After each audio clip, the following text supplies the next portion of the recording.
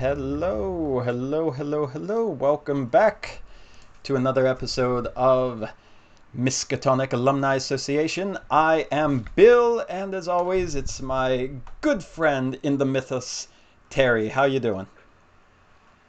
It's a nice early morning in South Africa, and so I'm doing okay. Paul, yourself? Good. It's a dreary, rainy day here in Japan. Perfect for talking about Lovecraftian things, whether or not they are actually Lovecraftian or not.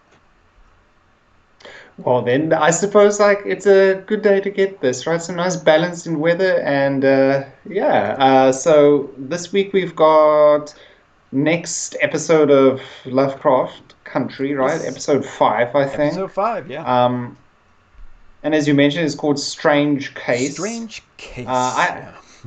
Do we want to give a breakdown of the story at all? I don't know whether we should or not, but I don't know if it's um, necessary because, I mean, it's not like we're really doing full recaps of this. We're more or less just talking about things that stuck out to us. And I highly doubt people who have not seen the episode are seeking out this channel for our in depth breakdowns of every single thing that happened. So possibly we don't need to do that.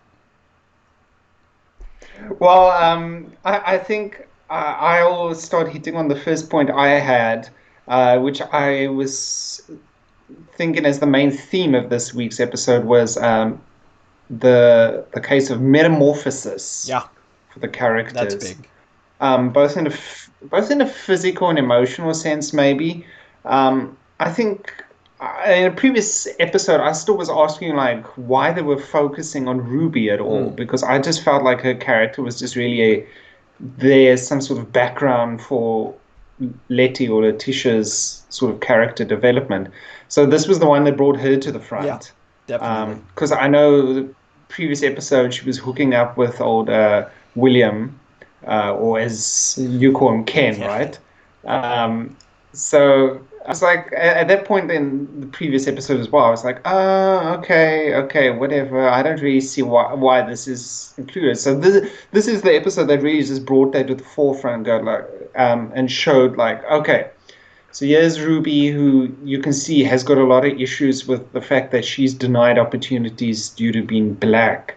Um, and now she's given this chance to not be black Mm, and to use that quote power of like the color of his skin to explore a different life. yeah. Um, and so that was probably the big thing for me with Ruby. And then I think the other metamorphosis was Montrose.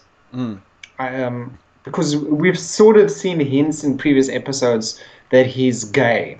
yeah. Um, and like I know I mentioned to you before we started recording this that this episode has gone very HBO in its HBO-ness, Yeah. right? And so Unfortunately. now we full on see it. Yeah, he's homosexual, and I think to maybe a degree he hasn't actually accepted that because like during the episode like when his partner's busy parading around and that um he's like very reserved. He says nothing. He looks like very morose. And to a certain point in the story where he decides to accept it or embrace it, and he's got this like amazingly big smile. Like I feel we haven't even seen Montrose smile in Yeah. all the shows we've seen him in. Yeah. So this is the one where he finally sort of breaks through in a way, and he's got this catharsism Mm. of that acceptance, and that's his metamorphosis in that. I don't know if you saw anything in terms of like text development in this episode or anything else about Ruby's journey as such. Well, I would say the tick metamorphosis that I see there, and again, this, like you said, with Montrose, his own metamorphosis is hinted in earlier episodes too. But in this one, we find out that he was abused by Montrose when he was a kid, so his father beat him when he was a kid. And we know Tick was like a nerdy, bookish young lad back in the day, but here you see Tick becoming a more violent abuser himself. He's still being Tick, he's still being himself, he's still being the strong heroic person, but he's letting himself slip away into a type of person like his father was when he was a child. And even Letty is scared of him. You see, she brings a bat when she comes to talk to him after he already pummels his father and probably would have killed him if Letty hadn't intervened. So there's like a lot of these deep issues in all of these characters that are coming to the surface. Like Ruby's sense of self-worth, how she can't get her job, she's not able to achieve what she wants because of her skin color. But now, when she's wearing this new white woman skin, she starts bringing out her own feelings of, I guess, superiority almost, where she's taking control, she's taking power. And you even see like how she tries to support the other, I forget her name, the black woman who's hired at the department store. She tries to be supporting her, but then when she finds out this woman got the job without being as qualified as Ruby was, even though Ruby couldn't get the job, then she lets that jealousy get to her and she starts abusing this other black woman on the same way that any other white woman who is looking down and discriminatory, excuse me, would do. So it's almost as if Ruby is being the thing that she despises because now she has this justification to do it. Then you have Montrose literally coming out, his own personality coming out and finding acceptance for who he is, as you already mentioned. And then we see Tick also. There's something dark inside him. There's something violent. There's something dangerous. And we saw that in episode 2 in his fantasy where that possibly Korean woman, I don't know if it's the same one that's referred to later on the telephone, but the one in his vision that he attacks and he beats, and he just brings that to the surface. Also, I just want to do a special announcement to our viewers here. You may notice that also my friend Terry just shrunk on screen for some odd reason here.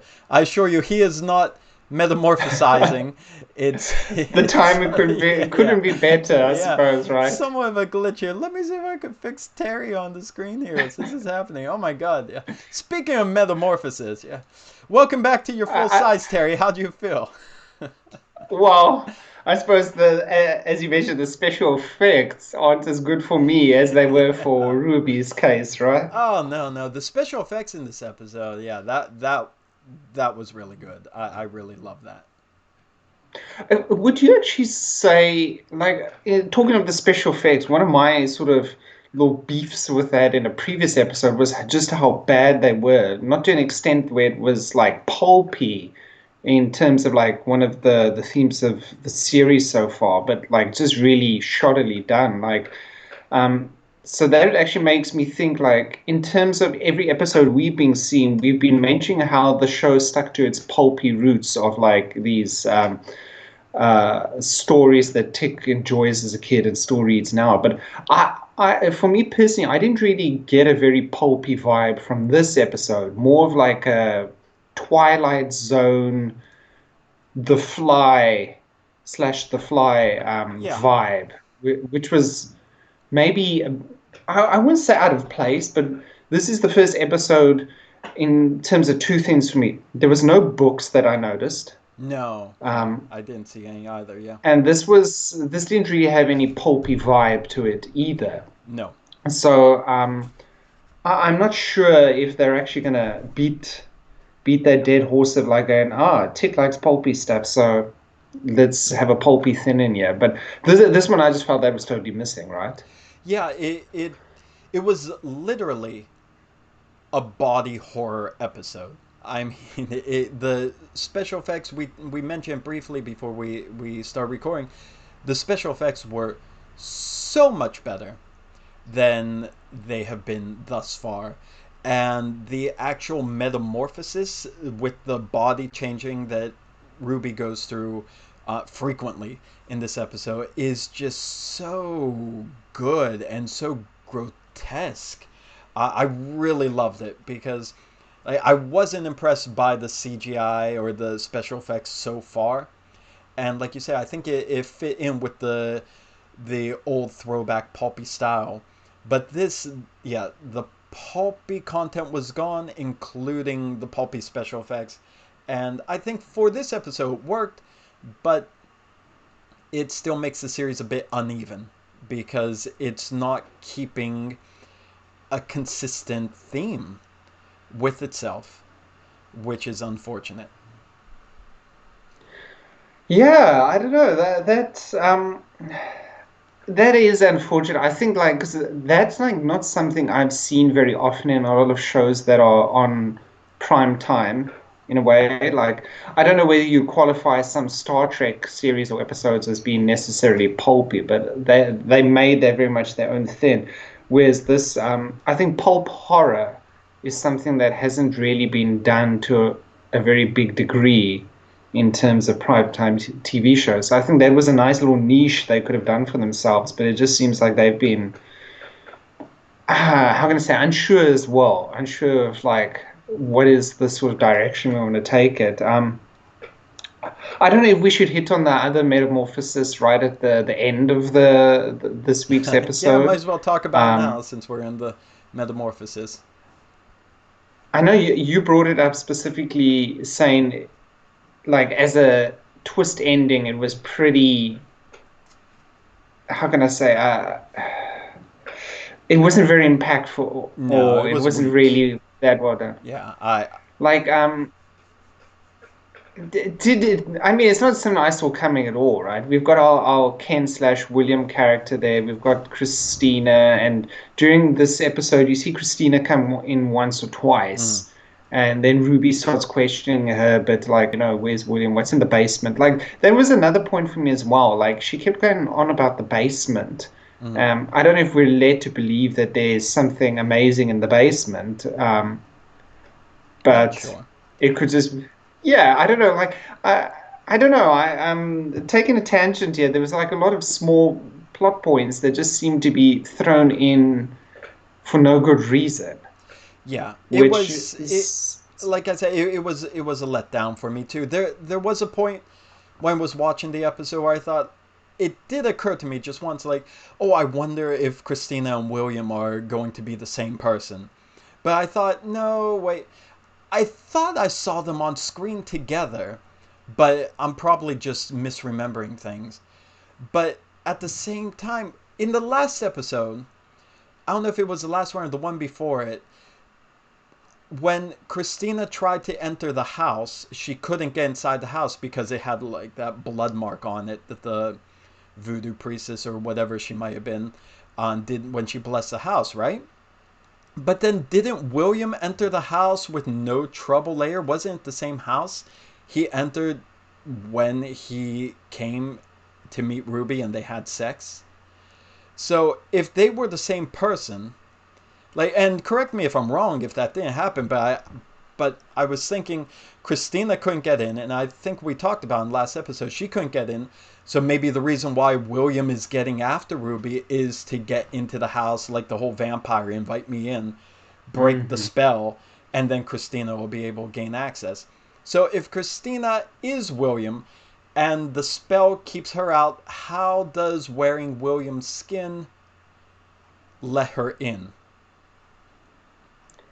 I wonder in that case if it's like, let's say Ruby's invited William in, whether that sort of covers Christina as well. I don't know, because they're one and the same person, I right? guess It's so. Yeah, I guess that could be it. It just like you mentioned before. There's a lot of plot holes in here, and can I mention the one I brought up to you? Uh, oh, please go just for it. okay. Now my big complaint with this episode, plot hole wise, is since again we're talking about metamorphosis, and if you look on screen now, we have the picture here of Ruby in her gory self, covered in all this filth from this white body she was wearing just melting off of her. Okay, at the end, there's a very brutal HBO scene. Again, like I said, just because it's on HBO doesn't mean you need to pack all of this into every episode. And I know they haven't had it in every episode, and that might be why we got 3 HBO scenes in one episode. But she's completely covered in blood and gore and naked, okay, at a major upscale department store. And then she just walks out.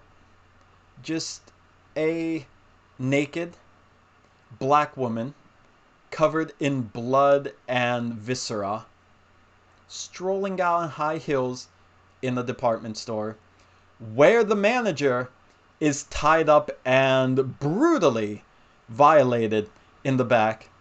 And I'm assuming she's just making it home, no problem, riding on the bus, making just a pool of gore for everyone to say, oh, and nobody's questioning it. Because earlier in the episode, when she had her Harry Potter polyjuice potion moment, where she's at the interview and it's like, oh, I'm changing back, and then she runs out to the restroom, and then she bumps into Hermione, and Hermione is still there as a cat, and they just have a big laugh. But she starts melting again in the department store. How many times is the night manager going to discover a melted dead white woman and blood all over the walls and floors before they start contacting the police, or at least somebody to come in and investigate? I mean, she literally melted in public 3 times in this episode, and there's been no fallout whatsoever of anyone even questioning it. Like, do we sell white women's skin here? Why is there just like clumps of it every 10 feet in this shop? Like, nobody mentions it. How? And you could say, oh, well, it dissolves. Well, what about the blood stains on the clothes and on the walls and the streaks everywhere? Surely somebody's going to wonder what the hell happened there. Again, yeah. Oh, man, we could go on and on, right? Like, there was the thing I was bringing up. Like, I remember they've already hit on this thing of, oh, that orrery is really important. It can maybe do some sort of time travel for us. That's just been dumped to the side. Like, at the end of last week's episode, Hippolyta was driving and then decided, like, oh, wait, she sees that map of Uncle George with Devon County on it, and it's like, okay, I'm throwing a U-turn here, and I'm going to drive back, and we're going to do. I have no idea if they're there, if they've been killed by that racist sheriff, if they've been mauled by those animals. Like, It's nothing. It's just like left. Nothing in this episode. I feel almost like this is one of those things where they're throwing in way too many little hints at like larger stuff, and then the last 2 or 3 episodes, it's just going to be like an info dump on us and go like, okay, there we go, we've wrapped up everything in a nice neat bow. Like, I know we can probably sit here for hours and hours, like poking holes in the plot because they've made that pretty easy. And I'm more than willing to forgive a show or a movie, stuff like that. But I just feel like every sort of week's episode could be better tied into the overarching narrative of the series or the story as such. Like, do you have any thoughts on that? No, definitely. And I mean, I want to bring up something that didn't happen in the episode, but it's related to it, that I know it's separate, but it doesn't give me hope. It kind of hurts me to think about that there's not really a lot of deeper thought or consideration being put into the episode. It's just a lot of, not in the episode, but the series, it's just a lot of things that look cool or look interesting or look intriguing, but without fully thinking them through. On the Lovecraft Country social media, I'm not sure if it was Twitter or Instagram, which you can find us on, by the way, and feel free to follow us and chat like some people kindly do. Thank you for doing that. But the official site, they posted a picture of the orrery, or it was a video of the orrery, so it might have been a Instagram story. I don't recall, but the post with it, the caption with it is, what what type of galaxy could possibly hold two suns? And, well, the answer is every galaxy can hold two suns. Every galaxy holds billions and billions of suns. Possibly a better caption could be what solar system could hold two suns, which the answer again would be quite literally infinite number of solar systems have two suns. Some have three suns. I think some even have four suns.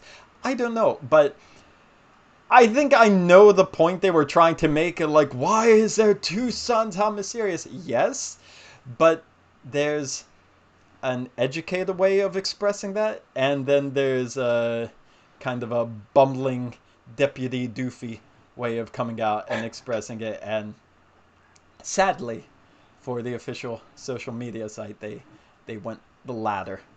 And I mean, they, in all fairness, they were taken to task by pretty much every comment I read on that thread afterward. But like when I read that, they're like all of them. Like, so it's not a mystery. Like it's I don't get. Yeah, it's I know it's like it's supposed to be a big plot point that they're trying to bring attention to, but it's very dropping the ball way. And I sadly, we're halfway through the series, and I'm seeing it as a dropping the ball type series here, which is unfortunate. Yeah, I don't know. I think to a large degree, like if I wasn't watching or if I wasn't doing this section of the podcast with you, um, I would very much not be watching the show out of any interest in it. Yeah, I think I would have dropped off within the first few episodes. I could still be proven wrong. I think there's a lot of room for them to make some good choices. Like, I remember 2 or 3 weeks ago, I was still really raving about the sort of dynamic of the relationship between um, Letty and Tick. And this week, it was just like she walks in there in that dark room with like the baseball bat or whatever, and you're like, oh man, she's really scared of this guy. yeah, Just fast forward a few minutes, and they're making out like crazy in a HBO sense, and I'm like, okay, wait a moment, what? Why? A lot of the character development yeah, just seems to be like hit and miss, right? Like Tick was like a really good character, and I say was because at the moment now he's the sort of character I want to punch. I hate him yeah. because he He's just seems very abrasive. Like I know he's had abusive history with his father, but he seems to be going out of his way just to like really crap all over Montrose. Um, and Letty just seems to be wavering between being a very strong female character and then just being a very typical female character.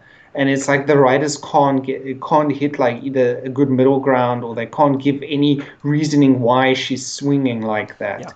Um, and then at the same point, like all these holes we've been poking in the show as well. It just seems like each writer or director for the episode seems to be going like, okay, this is my little episode. This is my story I'm going to tell. Like, none of them are working together. I feel like to create like something that's a cohesive thematic whole. Yeah.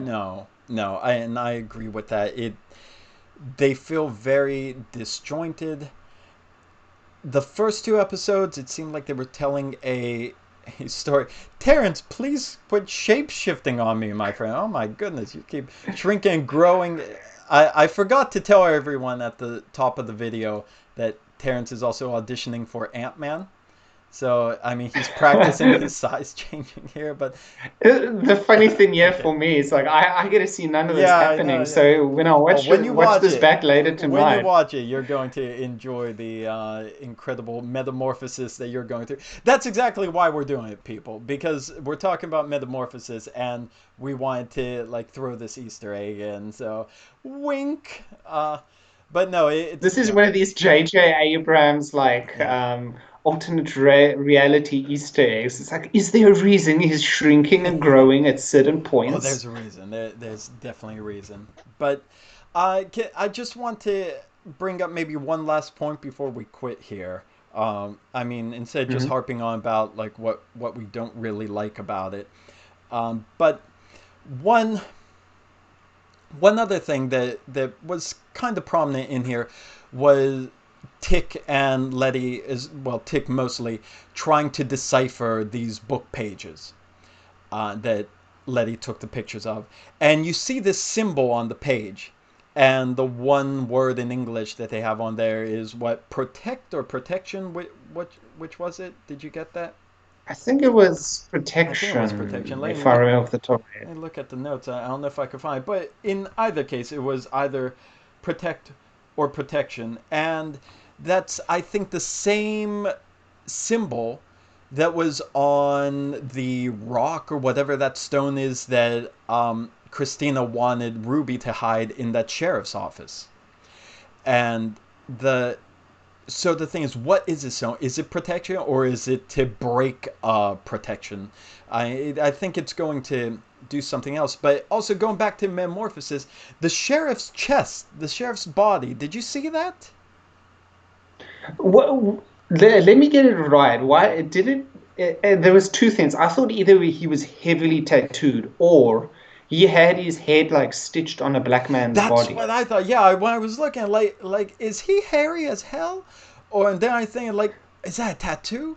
But then when like I finally look closer, I see like I think he has a black man's skin stitched onto him, and this might even harken back to like Jordan Peele's movie Get Out, uh, as there's a very similar line of plot in that movie too. So I don't know what that is, but anyhow, you have the symbol there in the book. You have the symbol on the rock. Ruby is supposed to hide in there. There's some man in the closet that's all tied up with his tongue ripped out. What's that all about? I'm sure we're going to find out 2 episodes from now in pure J.J. Abrams thing where you set up a mystery and you don't even bother dealing with it until it's way too late. But going back to just the whole deciphering and trying to find out the codes and that's in the book, I think the thing that fell flat for me the most was at the end where Tick deciphers something and he gets this look of sheer horror and panic on his face. And you see the message that he scrawled on the paper. And again, correct me if I'm wrong here, the message was just DIE, right?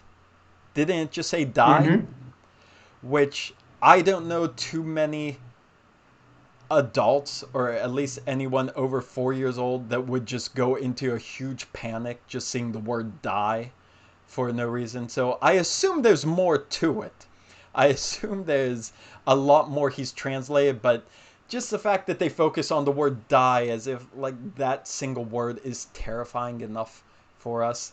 So I wish they revealed more. I wish they revealed what it was, and maybe die connects into that symbol where that symbol is going to break protection and kill people, and maybe the sheriff is going to die. But I just thought, yeah, really weak ending. Christina is William, and then Hmm. Tick is like, it says die. It's like that's not scary. Okay, it doesn't bring me fear. But I again like I think I didn't really go into this series with many expectations, but it's not it's not doing a lot to excite me. And I mean, this might just be a slow first Hmm. half, and we might be ramping up for really intense, very creative second half, and I hope so. But I don't know. I'm just really worried about this decidedly non-Lovecraftian series.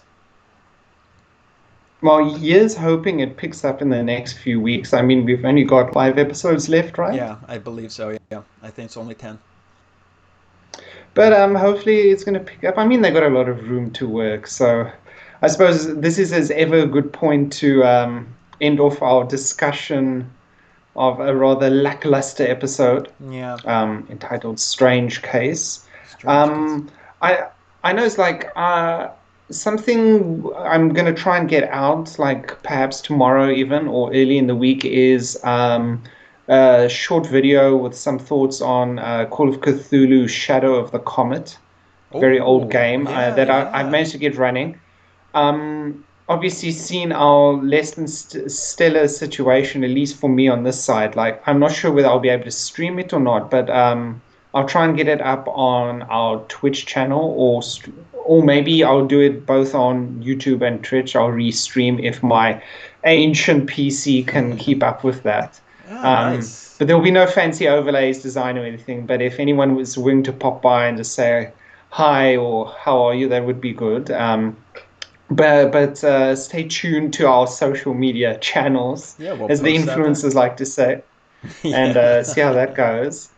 Influencer. But as Yeah. always, like if somebody's listened to this on the podcast feed, like there's also a YouTube video, and vice versa. If you're watching this on YouTube, like we've also got this out as an audio only thing as well, so you can pick your poison and see what you go for.